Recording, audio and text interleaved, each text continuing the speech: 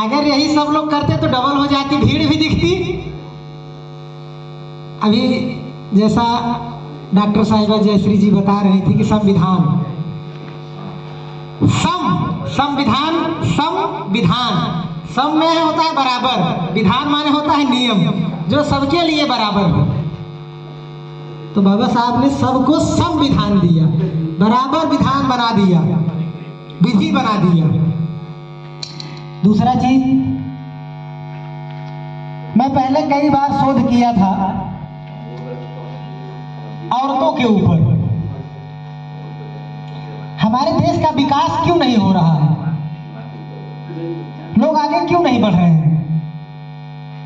इसका कारण है समाज में खासकर SC ST OBC लड़कों को ज्यादा पढ़ाएंगे और लड़कियों को इंटर हाई स्कूल करा के चलो शादी कराना है, इसको हटा दो। जैसे आप कम पढ़ा लिखा कर अपनी बच्ची को किसी के घर भेज रहे हो, वही तो कहीं के दीपक बनेगी, लक्ष्मी बनेगी, और सृष्टि का संचालन उसी के द्वारा होगा। तो वैसे ही अगला भी इंटर हाई स्कूल करा के आपके घर में भेज रहा है, समझ रहे हैं ना? तो जब आप उसको ज्ञान विज्ञान बना के भेजेंगे जहां, तो वहां प्रकाशित होगी। तो जैसी आपकी सोच है वैसे अगला भी आपके घर में वैसे भेज रहा है। क्योंकि पुरुष तो देखिए ज्यादातर शुरू से नौकरी काम धंधा बिजनेस में चले जाते हैं। 24 घंटे माँ ही रहती है जो बच्चे को पढ़ना लिखना संस्कार ज्ञान सब कुछ सिखाती है।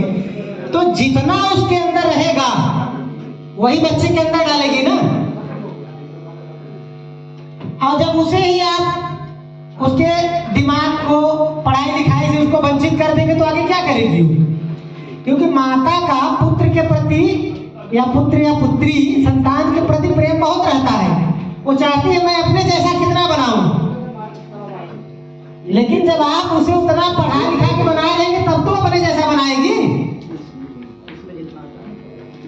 तो पिछड़ने का सबसे बड़ा रीजन है। बताइए आप लोग, मैं सही कह रहा हूं कि नहीं? क्योंकि बच्चे औरत जब घर में रहती है तो 24 घंटा कैसे बेटों को पढ़ाना है लिखाना है। पुरुष तो चला गया, मैं शहर की बात नहीं कर रहा हूँ, ज्यादातर देहात की बात कर रहा हूँ। देहात में अब चले जाते हैं, अब माँ जो है जितना उसको बुद्धि रहेगा उतने ना काम करेगी।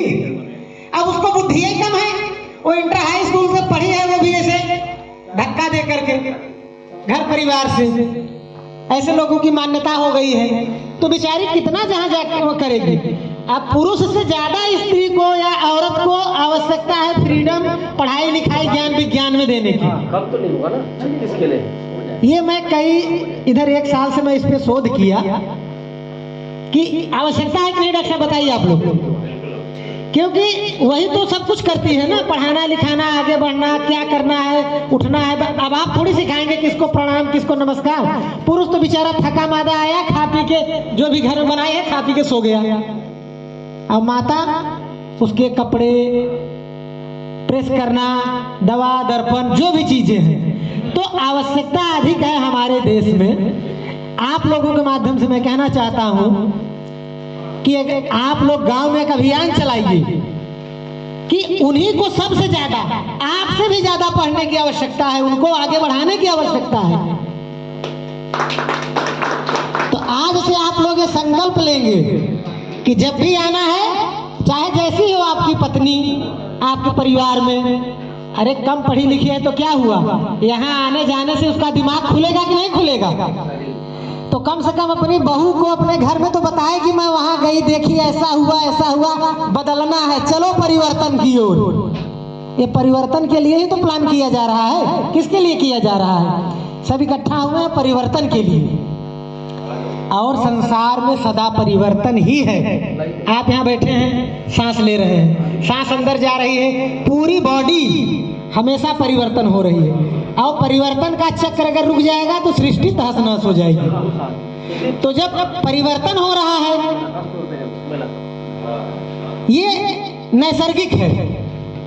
आप अच्छे थे, अब आपका लड़का पैदा होगा तो आपसे ज्यादा सुंदर रहेगा, आने वाली पीढ़ी और ज्यादा सुंदर दिखेगी। पहले कैसे थे देखिए, काले भालू बंदर की तरह ऐसे दिख रहे थे नंगे भूखे, चेतना बड़ी डेवलप हुआ, आगे बढ़ते गए।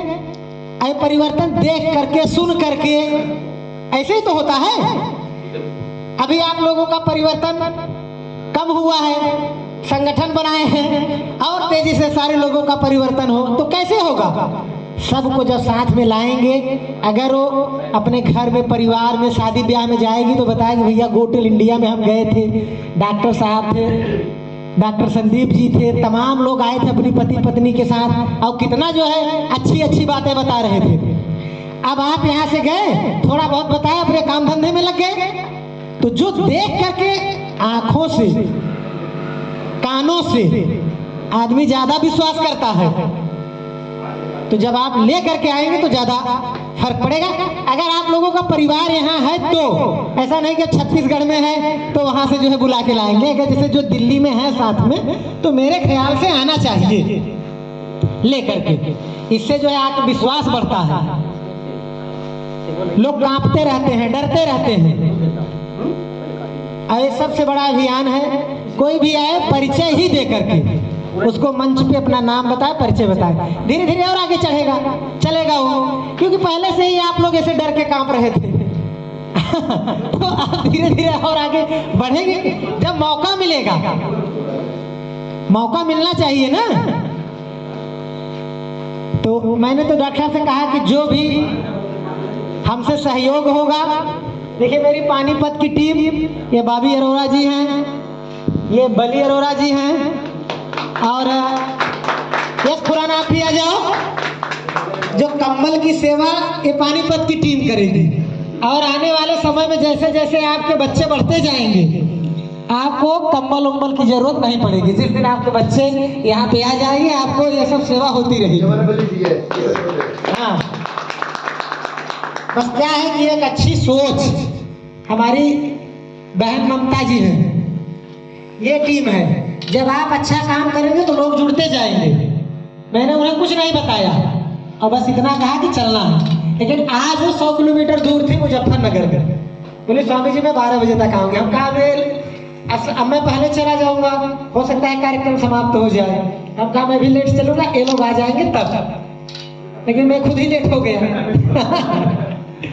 तो धरती पे लोग बहुत हैं, ईश्वर की विचारधारा, ईश्वर का आशीर्वाद। मैं तो अपना समस्त जीवन ही दुनिया को दे दिया हूँ, मेरे पास क्या है, लेकिन मेरे पास अच्छे लोग हैं जिनका हृदय करुणा से, दया से भरा हुआ है, एक अच्छी विचारधारा वाले हैं। मेरे पास तो बहुत कुछ है, आपने ये बनाया सबसे बड़ा ये है मेरे पास। हाँ, ये मेरा परम शिष्य है भाभी।